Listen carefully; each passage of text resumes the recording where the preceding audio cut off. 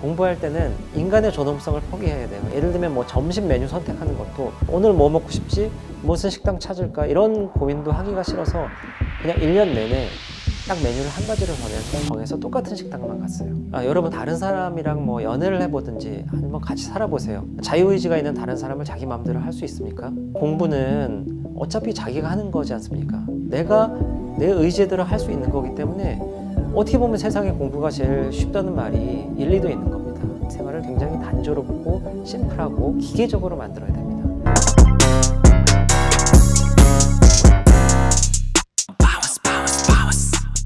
안녕하세요. 팡팡 변호사 김태형입니다. 오늘은 여러분들께 공부 잘하는 법에 대해서 말씀드려 볼까 합니다. 우리 팡팡 변호사 채널에서 웬 갑자기 공부 얘기냐 의아해 하시는 분들이 많을 텐데, 사실 제가 변리사 시험도 굉장히 빨리 붙었거든요. 거의 최연소에 가깝고 사법 시험도 비교적 다른 사람들보다 좀 빠른 기간 안에 붙었습니다. 그리고 뭐 서울대 학사로도 들어갔고 서울대 박사학위도 굉장히 빠른 기간 안에 받았습니다. 그래서 주변에 학부모인 분들이나 또 뭐 수험생들이 저한테 어떻게 시험 보는 마다 족족 빨리 잘 붙냐 물어보고, 어떻게 공부했길래 그렇게 결과가 좋으냐 많이 물어보곤 했거든요. 그래서 오늘은 여러분들께 저만의 노하우를 확실하게 알려드리도록 할 테니까 잘 들어주십시오. 팡팡! 자, 우선 공부를 잘하려면은 자기 자신을 잘 탐구해야 돼요. 너 자신을 알라, 그런 말도 있지 않습니까? 관찰을 하다 보니까 체질적으로 공부가 좀 안 맞는 사람이 있어요. 책상에만 앉으면 머리가 아프다든지 아니면은 머리 쓰기를 좀 귀찮아하거나 굉장히 힘들어하는 사람들이 있는데, 그런 분들은 애초에 공부하는 쪽 말고 다른 방향을 알아보시는 게 좋습니다. 왜냐하면은 공부를 원래 좋아하거나 잘하는 아이들과 계속 경쟁하려면은 어느 정도 자기도 그걸 좋아해야 되는데, 하기도 싫은 걸 억지로 하다 보면은 계속 열등감만 느끼고 스트레스를 많이 받을 수 있거든요. 그래서 그런 분들은 여러 가지 있지 않습니까? 운동을 할 수도 있고, 또 뭐 음악이나 예술, 또 뭐 영업을 할 수도 있고, 다양한 분야의 일들이 많으니까 꼭 공부 쪽에만 고집하시지 마시고 자기가 좋아하는 분야를 하셨으면 좋겠습니다. 자기 자신을 잘 아는 게 왜 중요하냐면은 사람마다 다 자기의 그 리듬이나 집중도가 다 틀려요. 그렇기 때문에 아침에 공부가 잘 되는 사람이 있고 밤에 공부가 잘 되는 사람이 따로 있어요. 저도 지금 로펌 변호사로 생활을 하고 있지만, 어떤 사람은 새벽 5시, 6시에 출근해갖고 엄청나게 집중력을 발휘한 다음에 오후 한 4, 5시쯤 퇴근하는 분들도 계시고, 아예 늦지막히 10시, 11시쯤 출근해 하셔서 오후쯤부터 발동이 걸려서 한참 일하다가 밤에 엄청난 집중력을 발휘하시는 분들도 계시는 것처럼, 공부할 때도 밤에 잘 되는 사람, 아침에 잘 되는 사람 따로 있거든요. 저 팡팡 변호사도 공부 시작 초기에는 아침에 공부가 잘 되는지 저녁에 잘 되는지 그걸 여러 번 베타 테스트를 해봤어요. 그래서 해보니까 저 같은 경우에는 새벽에 오히려 잘 되더라고요. 그 당시에 이제 집에서 공부를 했는데 부모님, 할머니까지 같이 살았거든요. 집안 분위기가 어수선했어요. 그렇기 때문에 집중할 수가 없었는데, 새벽에 일어났을 때는 아무도 뭐 저를 방해하지 않고 너무나 조용히 했기 때문에 집중도 잘 됐고, 뭔가 좀 고요하고 좀 신비하고 그런 느낌이 들고 자존감도 막 높아지고 그랬던 것 같습니다. 그리고 자기 자신을 아는 것은 수면 양도 중요해요. 어떤 사람들은 뭐 5시간, 6시간만 자도 충분하다 이렇게 얘기하는 사람들이 있는데, 그건 평균적인 데이터일 뿐이고 사람마다 다 수면량이 달라요. 저도 5시간, 6시간 자면서 공부를 해봤는데 너무 힘들더라고요. 하루 종일 그러기한 상태가 유지가 돼서 오히려 집중력이 떨어지고 잠을 충분히 자는 것만큼의 효과를 못 거두는 거예요. 저는 한 8시간 정도 충분히 잤고요. 그렇게 되면은 이제 남들보다 공부하는 시간이 줄어들어서 늘 좀 불안하긴 했거든요. 그렇기 때문에 깨어있는 시간은 확실하게 확보를 했습니다.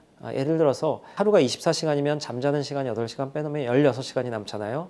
그 중에 밥 먹는 시간, 아침, 점심, 저녁 통쳐서 한 2시간, 그리고 씻는 시간 1시간 해서 13시간은 무조건 확보를 했습니다. 버스나 지하철에서도 계속 오디오로 인강을 들으면서 공부를 계속 했기 때문에 5시간, 6시간 자는 사람만큼 공부 시간을 확보했습니다. 그리고 뭐 휴식 시간도 어떤 사람들은 3시간마다 한 10분 쉬고, 어떤 사람은 뭐 1시간마다 쉬어야 된다는 사람들도 있는데, 그건 사람마다 다른 것 같아요. 1시간 집중하고 5분 정도 쉬는 게 좋은 사람도 있고, 저는 이제 그것도 리듬이 깨져서 별로 안 좋더라고요. 3, 4시간 공부를 쫙 하고 화장실도 중간에 안 가고 딱 모든 일정을 다 끝낸 다음에 밥 먹을 때 쉬는 게 가장 효율적이었습니다. 그리고 공부를 하는 방법에 있어서도 인강은 이제 왔다 갔다 하는 시간이 줄어들어서 좋고, 현강은 또 현장의 분위기를 느낄 수 있어서 좋은데, 그런 것도 다 자기에 맞는 걸 찾아야 됩니다. 그리고 토론식 수업이 좋은지 아니면 자기 혼자 파고드는 수업이 좋은지 이것도 자기가 스타일을 잘 파악해서 자기 몸에 맞는 옷을 입는 것처럼 자기 스타일에 맞는 공부법을 찾아야 되고 그러려면 자기가 어떤 사람인지 잘 알아야 됩니다. 그리고 이제 다음으로 중요한 게 수험 기간이 굉장히 길고 힘든 경우가 대부분입니다. 제가 봤던 뭐 변리사 시험도 그렇고 사법 시험도 그렇고 거의 최소 1년 이상, 길면은 2, 3년까지 갈 수 있는 시간들이거든요. 기간이 오래되면서 슬럼프에 빠질 가능성이 좀 있어요. 며칠 만에 슬럼프에 빠졌다가 돌아오면은 큰 타격이 없겠지만 심하게 빠진 분들은 한 달씩 가는 경우도 있거든요.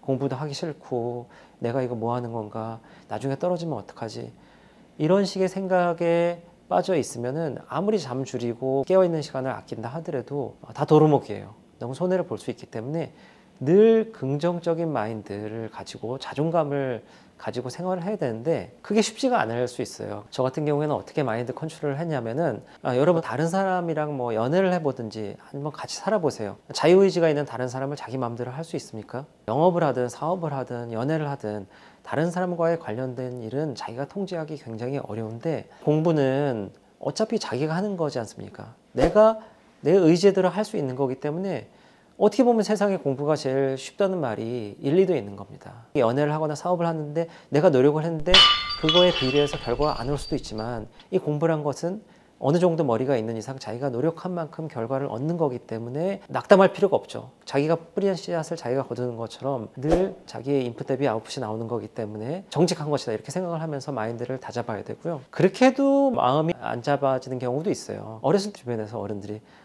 너 서울대만 들어가면 여자들이 막 줄 서서 뭐 오빠 오빠 하면서 따라다닐 거야, 그렇게 세뇌를 시켰어요. 제가 거기에 속은 건데 그런 환상을 갖고 딱 뭐 좋은 대학교에 합격했을 때 여자친구들에 둘러싸여 있는 제 모습을 상상하면서 당 떨어졌을 때 당을 충전하는 것처럼 그런 합격의 기쁨 이런 걸 생각하면서 좀 버텼습니다. 그렇게 해서 대학 합격도 잘 하고 그게 좋은 경험이 돼서 나중에 변리사 시험이나 사법 시험 볼 때나 합격의 짜릿한 맛을 알기 때문에 버티기가 더 쉬웠거든요. 계속 선순환이 되는 거예요. 그래도 안 된다, 그런 경우에는 몸을 한번 굴려보는 것도 좋아요. 첫 번째 방법, 두 번째 방법을 해서도 안 돼갖고 결국에는 노가다를 한번 나가봤어요. 노가다 판에 가서 하루 일당 받고 일을 해봤더니 정말 너무너무 힘든 거예요.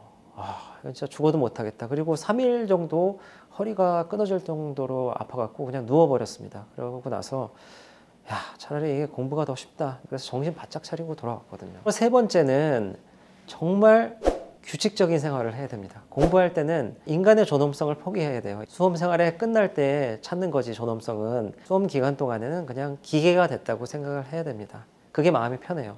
어떤 에너지도 아끼면서 쓸 수 있을 정도로 기계적인 생활을 해야 되는데, 예를 들면 뭐 점심 메뉴 선택하는 것도 오늘 뭐 먹을까? 무슨 식당 찾을까? 이런 고민도 하기가 싫어서 그냥 1년 내내 딱 메뉴를 한 가지로 정해서 똑같은 식당만 갔어요. 너무 이제 극단적인 루틴이긴 한데 그만큼 자기가 고민하고 그런데 에너지를 쓰지 않게 생활을 굉장히 단조롭고 심플하고 기계적으로 만들어야 됩니다. 공부하기 전에 갑자기 뭐 책상을 치운다든지 갑자기 뭐 거울을 한번 본다든지 세수를 한다든지 무슨 루틴이 이렇게 많은 사람들이 있어요. 근데 그런 루틴들도 너무 많이 쌓이면은 공부 시간 확보에 손해를 볼 수 있기 때문에 다 삭제를 해야 됩니다.